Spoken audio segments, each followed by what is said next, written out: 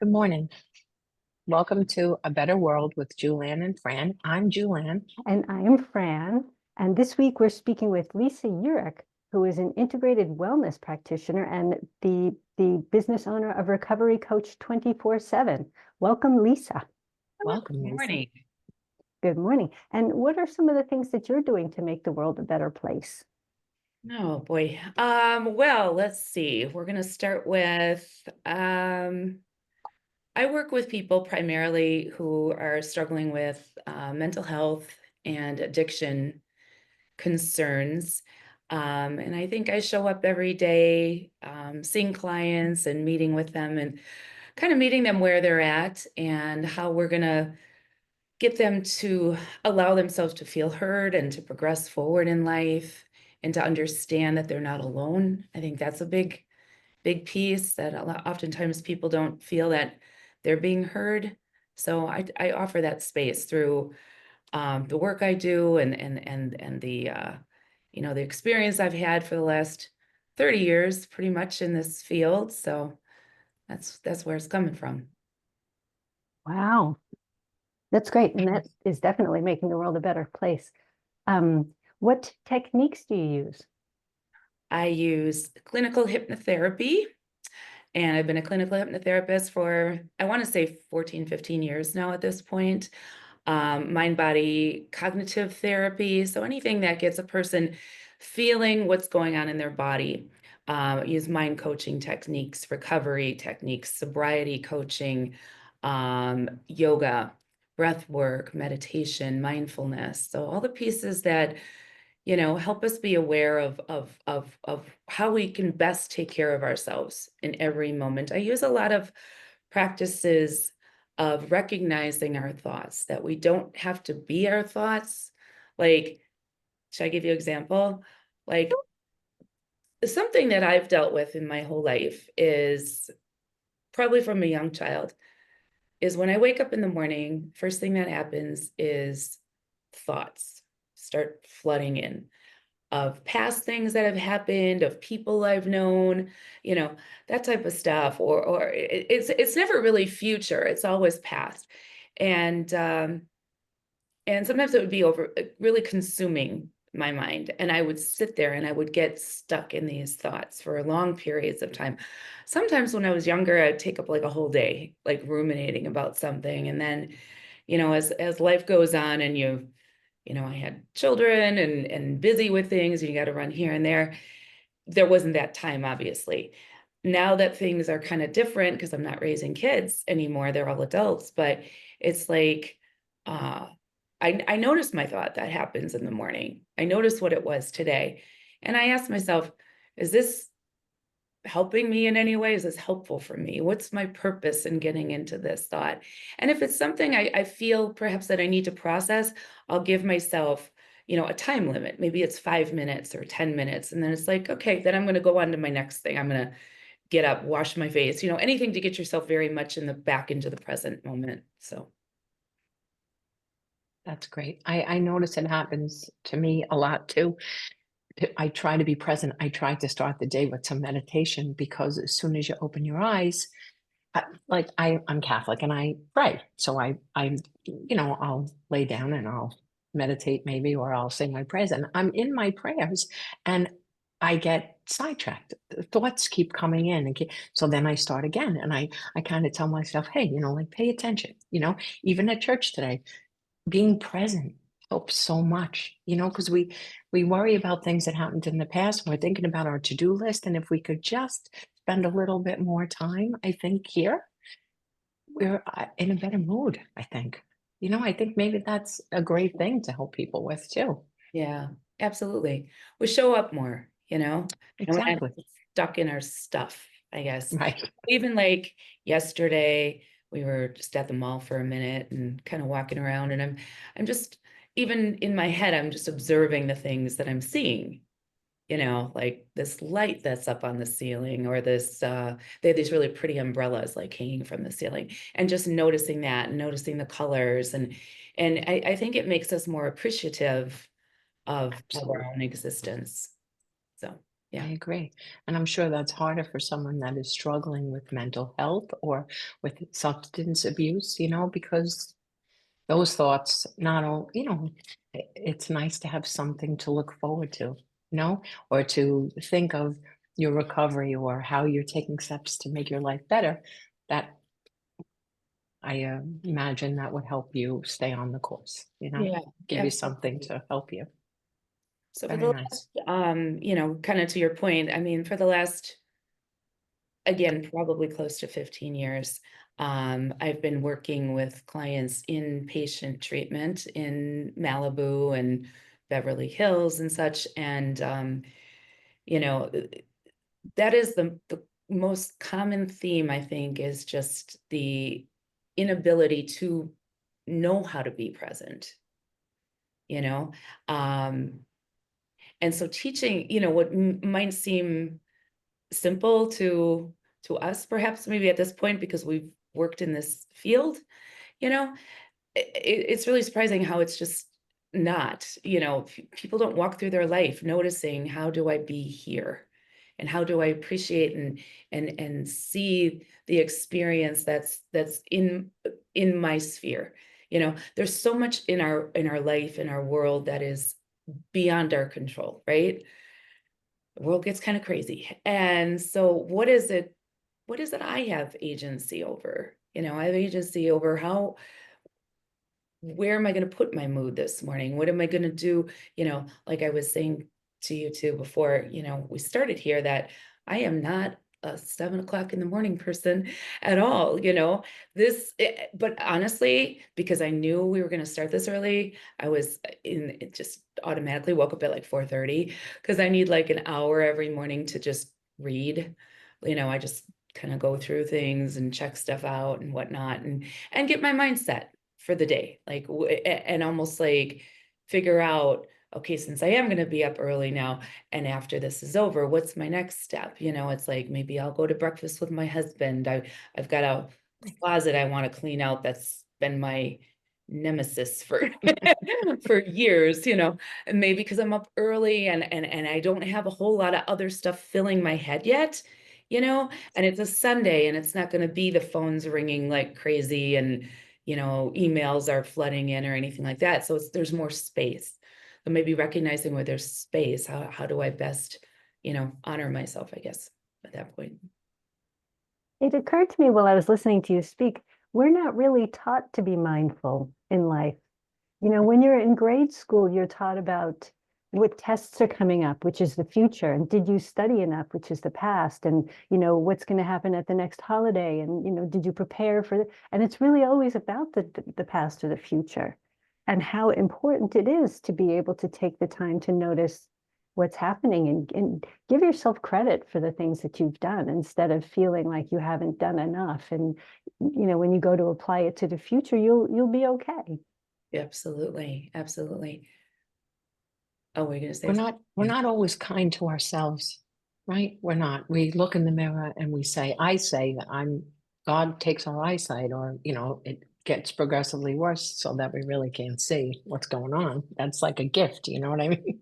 But you we can't being grateful or being kind starts with ourselves. I know that that wasn't something either. I mean, we always see the negatives, or we're upset because we have a closet that we have to clean out and we have to do it, and the day gets away from us, and then we're beating ourselves up because we didn't accomplish that. So one of the things, I'm retired now, so I watch my grandkids, and one of the things that I'm working on with my grandson, he has a genetic disorder, and he had seizures. Now he's on medication, they're pretty much under control.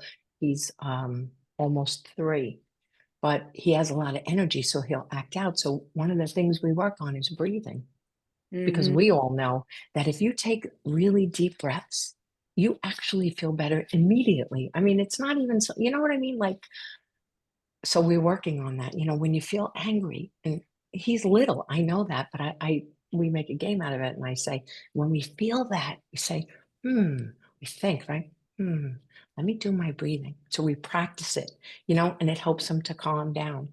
But one of the other things I was thinking of when you were speaking is that when you're suffering with mental health issues or abuse or substance abuse, I think it's hard to be nice to yourself or to find the thing that you're grateful for. You know, even now, someone always has more money than you, they're thinner than you, they're taller than you, their car is better, their whatever, their relationship might be better. But if you can just find one thing that you can be grateful for, whatever it is, breakfast, cup of coffee, talking with you girls today. You know what I mean? Anything that you could find joy in, I think that's a great way to start the day too. Absolutely. Right? Yeah. And that's something that, exactly what you're saying is that people in their addiction, or if they have, serious mental health issues that they're working on, yeah, there's a lot of negative self-talk going on. And I talk to them and try to educate them on the fact, we have, statistics are that we have roughly around 45 thoughts every minute, and if we're to think about sitting here and, imagine like, your phone and you get 45 text messages show up from 45 different people with 45 different topics. Brain goes into overload. You're just overloaded, and then you start to question yourself, and it does go into the negative, like, how am I going to keep up with this, or what does this person want from me, or what am I supposed to do about this? And we get wrapped up in that instead of understanding I get to choose my thoughts. Like, if I get 45 text messages, I don't have to answer everyone. Maybe at some point I will, but depending what they are, um but that we can take our control back over how am I going to address these things. Same with our thoughts. If I'm having a thought and asking myself, is this thought useful to me? Is this thought necessary? Is it kind? Am I speaking kindly to myself? Watching the words we say. So I work with them on, reframing. If you're saying to yourself, God, I'm just so, I'm just so worthless today. If we do that, and how do we change that? Where's my value? What is my worth? I showed up. That makes me worthy, Um, and the point of two, getting connected into our bodies. I try to work with people on this aspect as well, or I do work with people on this aspect that our bodies are a place we live all the time. And this is the only place we're ever going to live our whole existence, right? So we want to make friends with this house that we live in and care for it the way that it needs to be cared for, and listen to, if I wake up this morning or someone wakes up and their back is killing them in the morning, you're going to walk around feeling really kind of awful, like a good portion of the day, because you're going to be thinking about that pain instead of taking some power back over that. What can I do? Like, personally, I'm just going to use my experience. If I was to wake up like that, I love laying on the floor. I've always loved laying on the floor, which is why I think for some reason I became a yoga teacher, because I liked being barefoot and I liked laying on the floor. And those were something I could integrate into that. But just getting down on the ground and feeling where your body is touching the floor, where my shoulder blades are, where my hips are, where my heels are, where my head is, and bringing your knees to your chest and rocking back and forth and feeling yourself, feeling that you're here, you're present, you matter. Yeah, often if I'm feeling especially, a negative energy, like nervous about something or something like that, I'll get down on my knees and like put my head on the floor and just, wrap myself up and just touch, the floor or the ground, Yeah. and it does feel good. It does feel, it's like you're making contact with the earth. You're taking that moment to calm yourself. You're taking back control. And knowing that we're not victims to our lives and to the occurrences that we experience is really important. Absolutely. And learning those techniques, yeah. When you were talking about, Julianne, when you were talking about breathing earlier too, that's something that, in hypnotherapy, we understand that breathing is a subconscious action, right? But of course it's going to happen because otherwise we wouldn't be alive. So it's going to happen. But we can make it a conscious action when you do something, as you said, you do with your grandson, you know, sitting there, feeling your breathing, maybe, you know, placing your hands by the heart, by the belly, and feeling when you're breathing and feeling how you can, okay, I can let this go. I can let this roll off of me as I exhale. And that's very grounding, very connecting, bringing people back into the present, and noticing what you do have control over, which is how can I calm myself down? I can self-soothe. I think that's something people struggle with a lot too, is, you know, how do I self-soothe?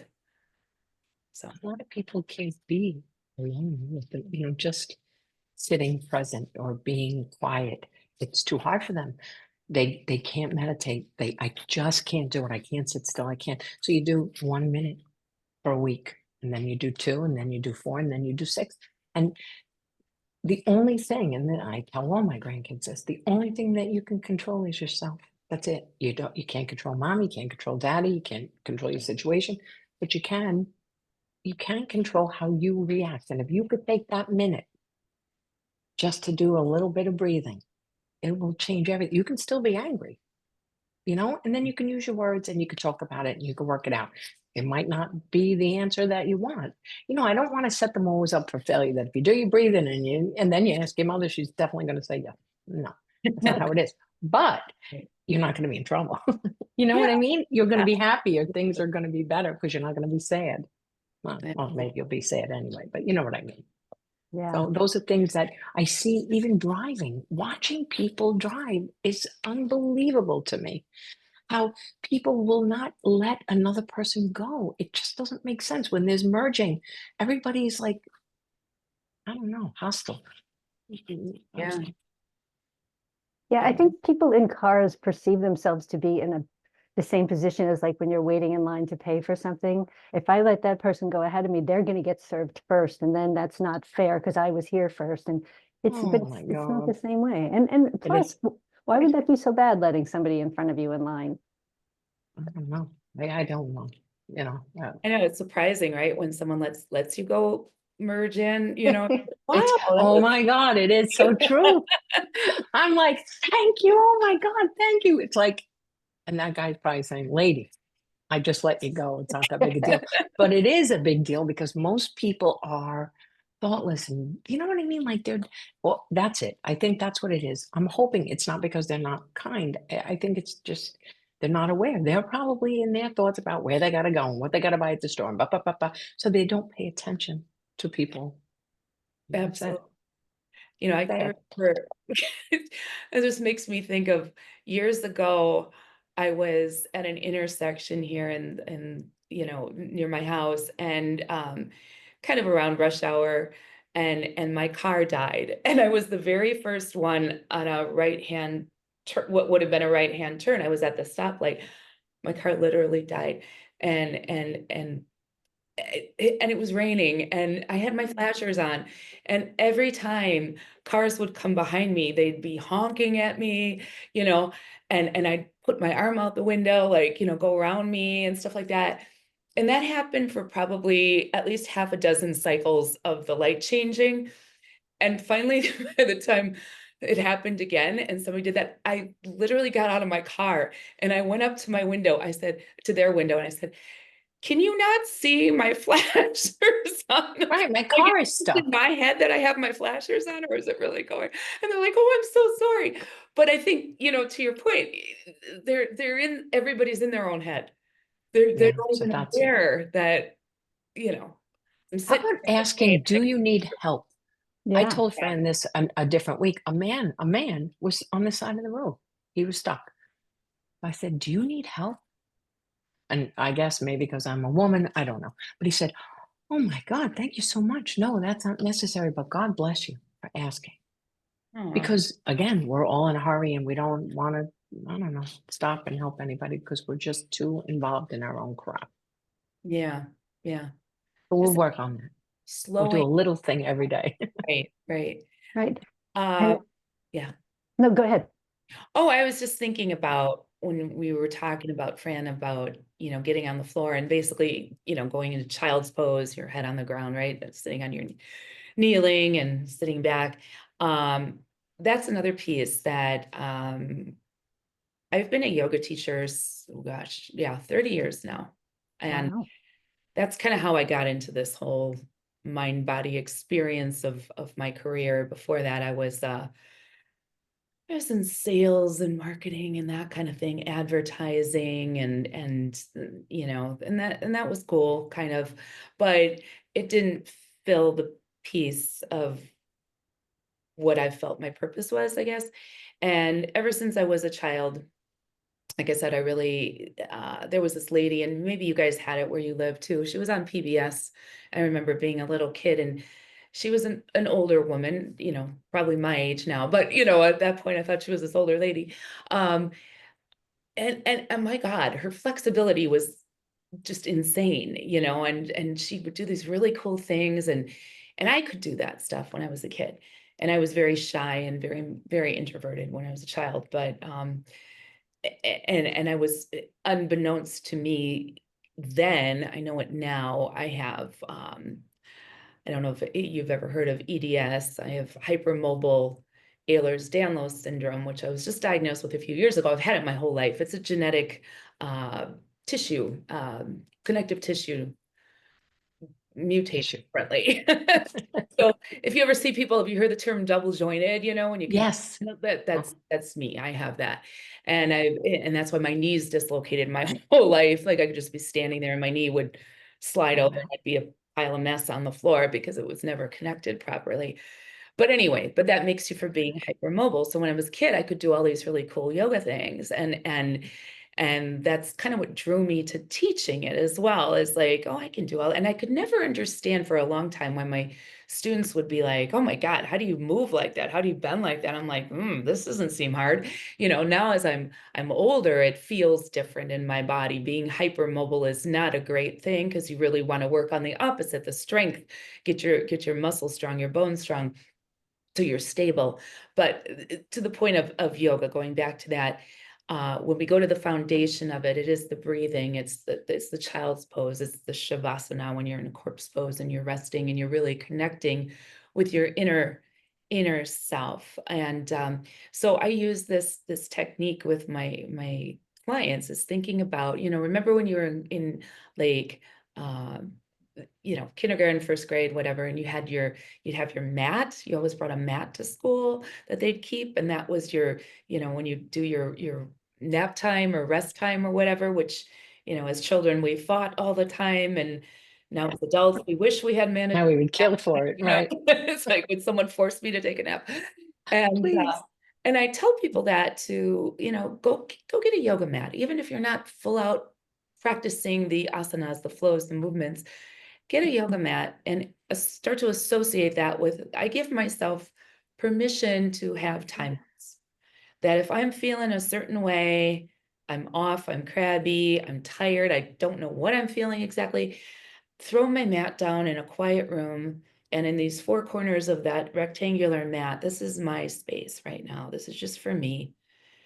And I'm going to lay there and I'm going to let my arms, stretch them out, let them up, let my legs, my ankles separate a little bit, just be. And I'm going to feel myself in this space of the corners of this mat. And that's all that matters at that moment. And let yourself ground back there. So I think it's important, to have things that we associate with getting back into ourselves. Be kind to yourself. That few minutes is going to make such a difference in the way the rest of the day unfolds, because you are nice to yourself. Yeah, You absolutely. listened to yourself. And when we're nicer to ourselves, we can be nicer to others. It just like snowballs, right? Absolutely. Mm-hmm. Yeah. Oh, I love that. I love that association with the yoga mat. That's great. I'm going to think of that from now on. So I always teach students to get their own mats. A lot of times they'd come to, I don't teach big classes like that anymore. I do workshops and events, and I work privately with clients on that. But when I was had a studio and when in a studio and such. Sorry. Oh, that's okay. And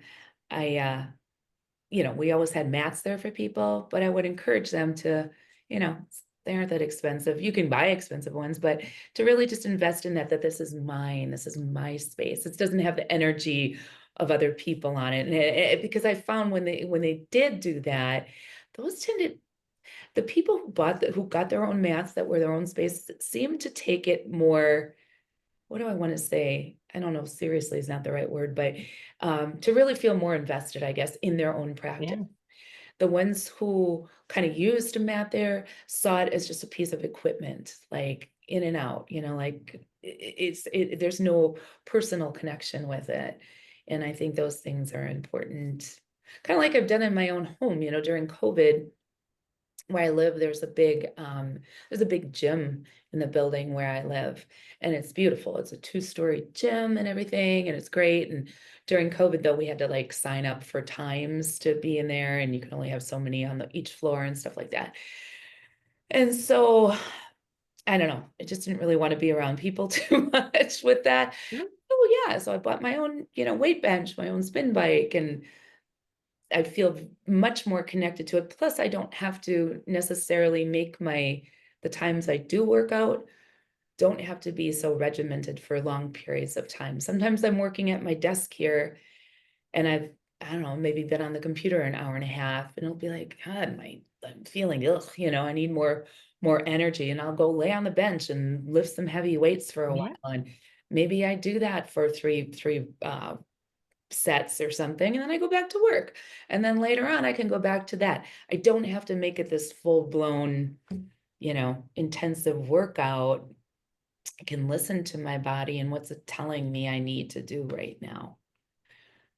I know not everyone has necessarily that ability, but even when you're at work or an office or something like that, you can do things at your desk, in your chair, Take a walk. Yeah, Take a little walk. Do something. Put yourself first for a few minutes. exactly.